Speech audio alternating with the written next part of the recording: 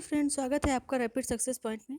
आज हम आपके लिए लेके आए वंशानुक्रम एवं पर्यावरण, ये मनोविज्ञान के अंतर्गत हम लोग डिस्कस कर रहे हैं इस टॉपिक को। और इसके पहले हम फर्स्ट पेपर कंप्लीट करा चुके हैं, आपका भारतीय शिक्षा का विकास और मनोविज्ञान का पेपर हमारा चल रहा है। इसके बाद हम फिलॉसफी वाला पेपर उठाएंगे, दर्शन शास्त्र का पेपर पढ़ेंगे। तो शिक्षा शास्त्र के सारे पेपर एक एक करके हम कंप्लीट करा रहे हैं इस चैनल पे। जो भी छात्र शिक्षा शास्त्र से तैयारी कर रहे हैं यूजीसी नेट की, शिक्षक, आचार्य, सहायक आचार्य, प्रवक्ता पद के लिए जो भी छात्र तैयारी कर रहे हैं वो इस चैनल से जुड़ सकते हैं। बीएड, एमएड, डीएलएड के छात्र भी इस चैनल से जुड़ के सारे अपने सिलेबस के जो भी डिस्क्रिप्टिव टॉपिक हैं वो देख सकते हैं। कम शब्दों में हम बेहतर और उपयोगी जानकारी देने का प्रयास कर रहे हैं आपको। और यदि चैनल आपके लिए उपयोगी लगता है, महत्वपूर्ण है, तो इसे शेयर कीजिएगा, सब्सक्राइब कर दीजिएगा, बेल आइकन भी प्रेस कर दीजिएगा, जिससे डाले गए सारे वीडियो की अपडेट आपको तुरंत मिल जाए। ठीक है। और इसके अलावा जो वीडियो हम इसके पहले अपलोड कर चुके हैं वो सारे वीडियो हमारे प्लेलिस्ट में हैं, आपको मिल जाएंगे। या फिर आप हमारे टेलीग्राम चैनल से जुड़ के भी सारे वीडियो वहाँ पे प्राप्त कर सकते हैं। ठीक है मित्रों, तो पढ़ना प्रारंभ करते हैं। आज का जो टॉपिक क्या है वो है वंशानुक्रम एवं पर्यावरण। तो देख लेते हैं कि मानव क्या है। पहले तो हम ये जानेंगे कि मानव का विकास कैसे होता है, किन कारकों के माध्यम से होता है। तो मानव के बारे में कल हमने अध्ययन किया था लास्ट वीडियो में कि मानव क्या है, मनोशारीरिक सामाजिक प्राणी है। ठीक है। मनुष्य का जो ढांचा है वो कैसा बना हुआ है, मस्तिष्क और शरीर के दोनों के समन्वय से बना हुआ है। ठीक है।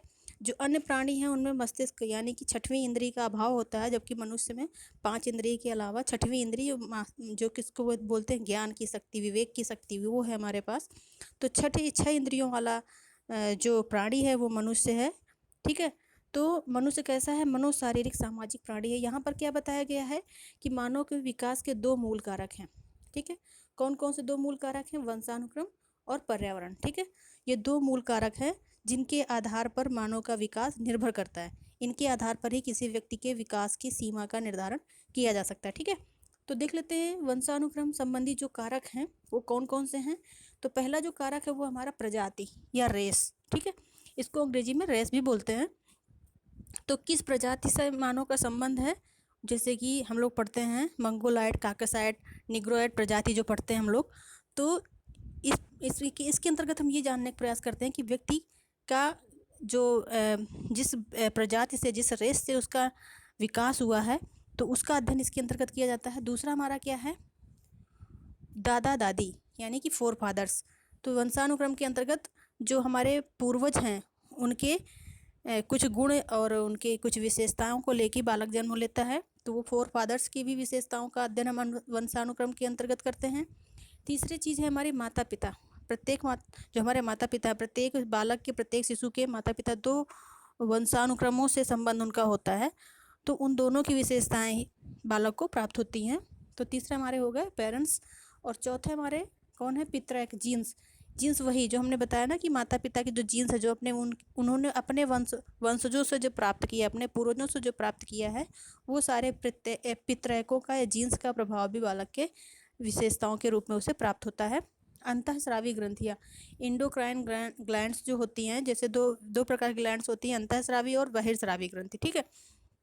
तो जैसे लैक्रिमल ग्रंथ है या अश्रु ग्रंथि जिसको बोलते हैं, ये ग्रंथियाँ हमारी, जिसमें से ग्रंथियों का जो भी स्राव होता है वो बाहर दिखाई देता है। ठीक है।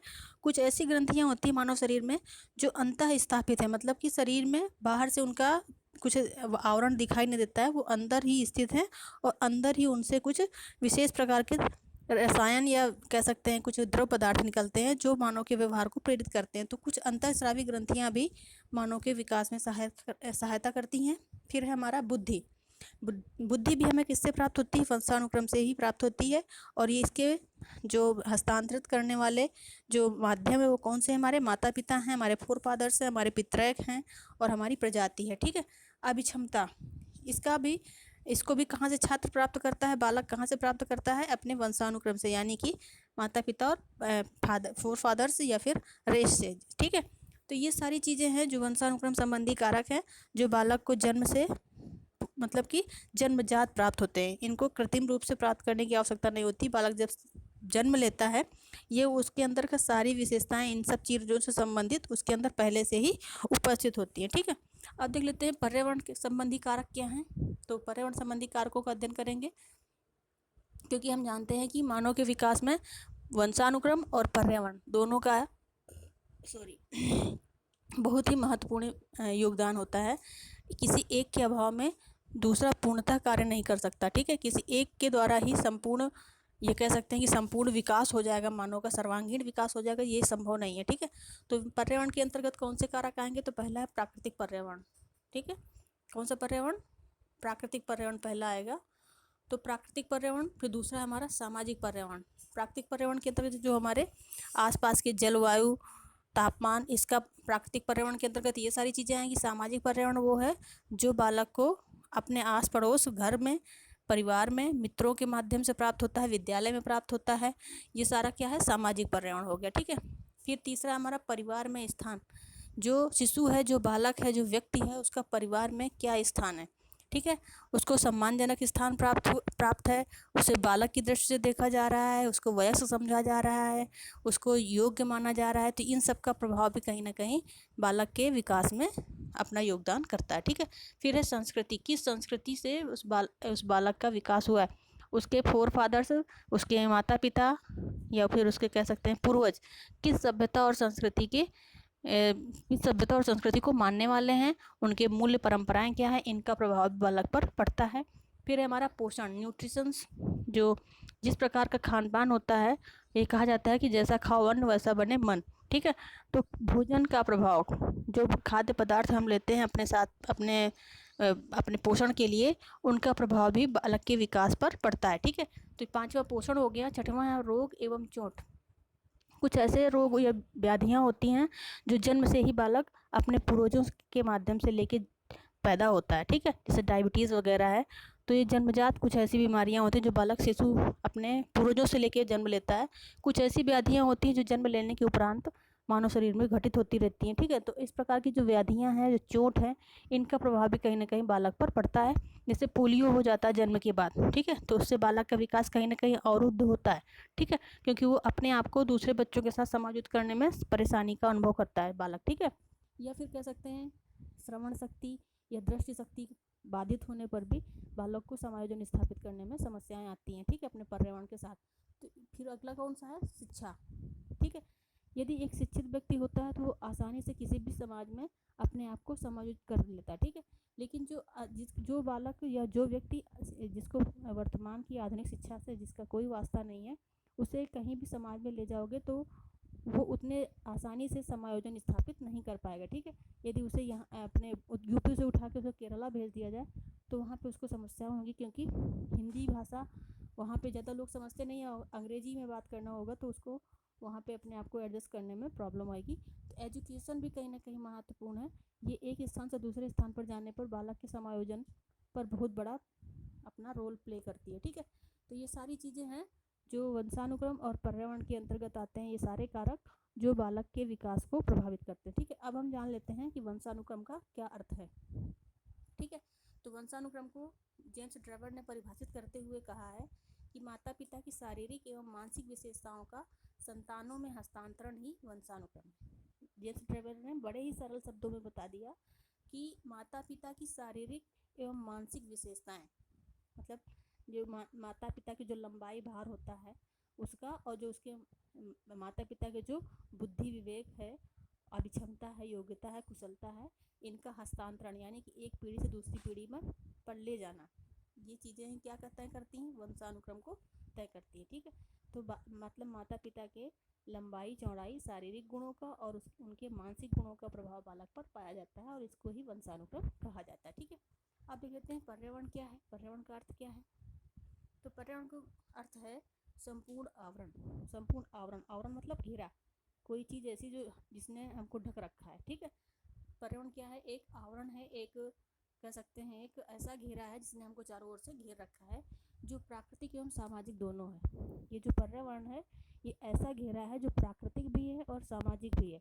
यहाँ पर प्रकृति के विभिन्न पशु पक्षी जीव जंतु पेड़ पौधे भी हैं, वनस्पतियाँ भी हैं, और इसके साथ साथ हमारे मित्र परिवार, सखा और आसपास के आस पड़ोस के लोग, हमारे रिलेटिव्स, हमारे गांव समाज के जो भी, प्रदेश के जो भी, राष्ट्र के जो भी हमारी चीज़ें हैं, मान्यताएं हैं, परंपराएं हैं, उनके जो भी रहन सहन का जो भी स्तर है, वेशभूषा है, ये सारी चीज़ें किसके अंतर्गत आ जाती हैं? सामाजिक पर्यावरण के अंतर्गत आ जाती है। ठीक है, तो पर्यावरण जीवन को प्रारंभ से लेके अंत तक प्रभावित करता है।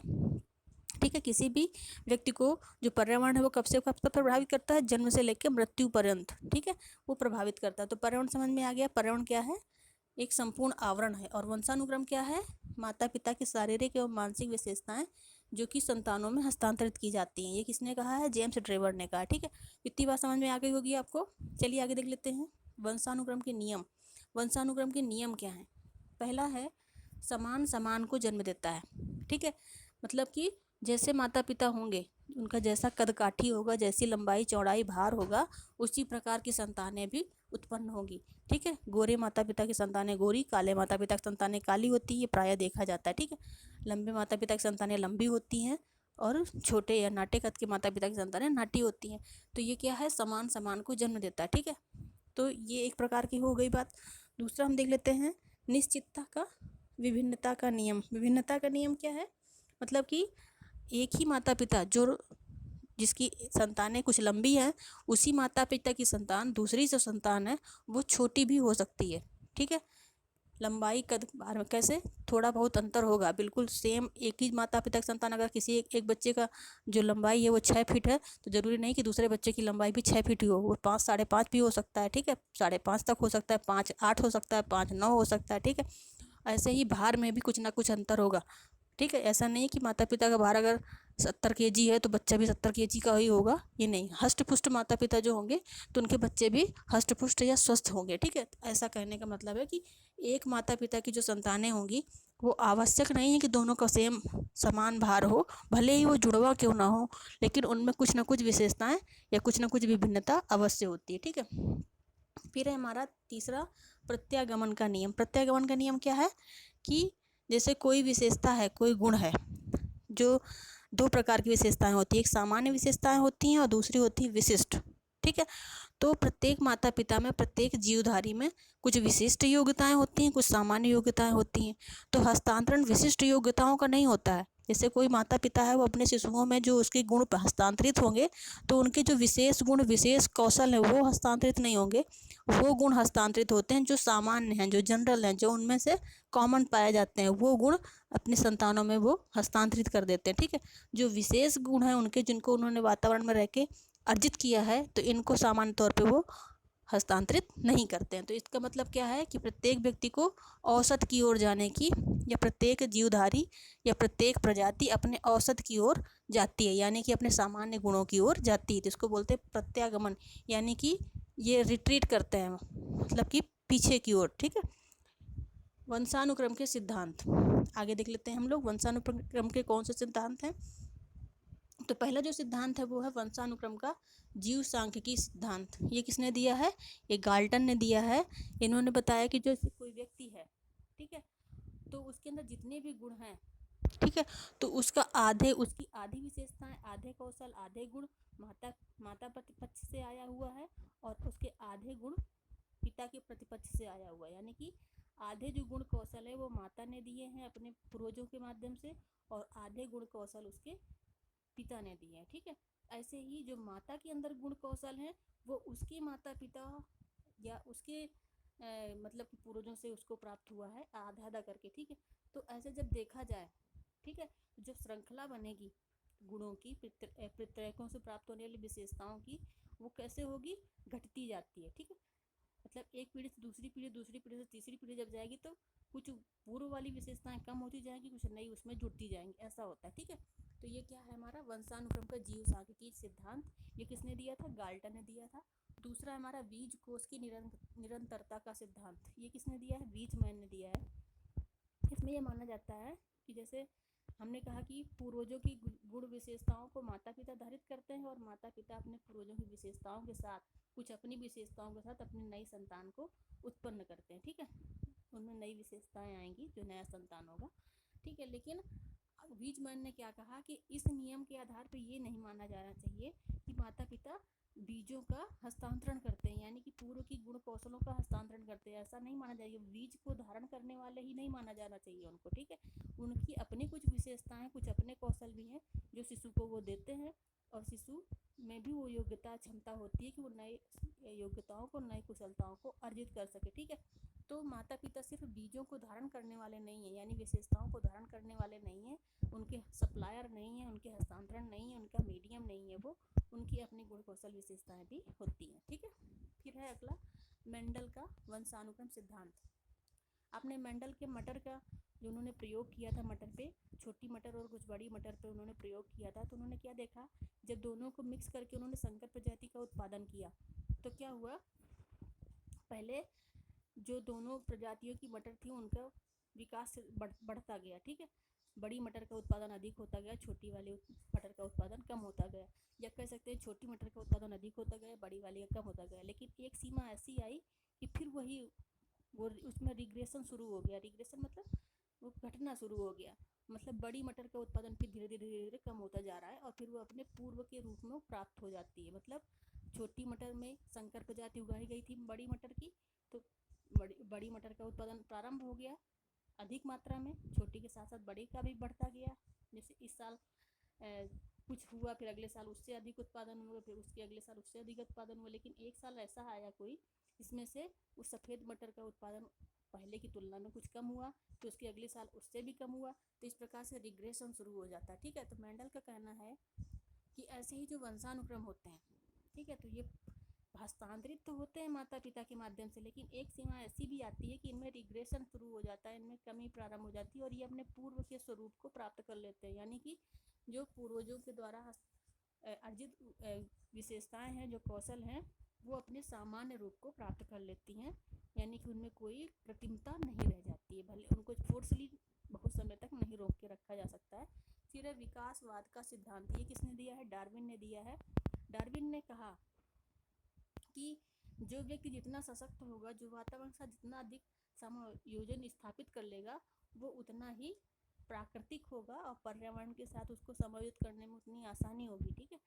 और ये भी उन्होंने कहा कि जो जितना फिट होगा, सर्वाइवल ऑफ द फिटेस्ट, इनका जो सिद्धांत था वो था सर्वाइवल ऑफ द फिटेस्ट।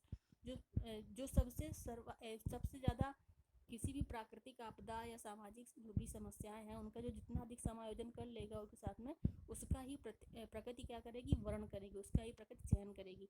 तो यानी कि जो जितनी भी जटिलताएं हैं समाज में, कुछ न कुछ समस्याएं मानव के ऊपर आते रहते हैं, प्राणी के ऊपर आते रहते हैं, वो प्राकृतिक भी होती हैं, दैवीय भी होती हैं, शारीरिक मानसिक सभी प्रकार की व्याधियाँ होती हैं।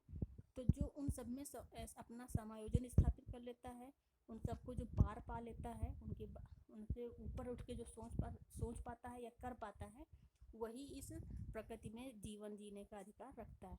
ये सिद्धांत किसने दिया था, विकासवाद के सिद्धांत को डार्विन ने दिया था, ठीक है। तो ये कुछ नियम और सिद्धांत थे जो पर्यावरण और वंशानुक्रम से जुड़े हुए थे, ठीक है मित्रों। तो अगर ये अच्छा लगा हो तो इसे लाइक कीजिएगा, सब्सक्राइब कीजिएगा चैनल को। मिलते हैं नेक्स्ट वीडियो में, तब तक के लिए बाय, टेक केयर।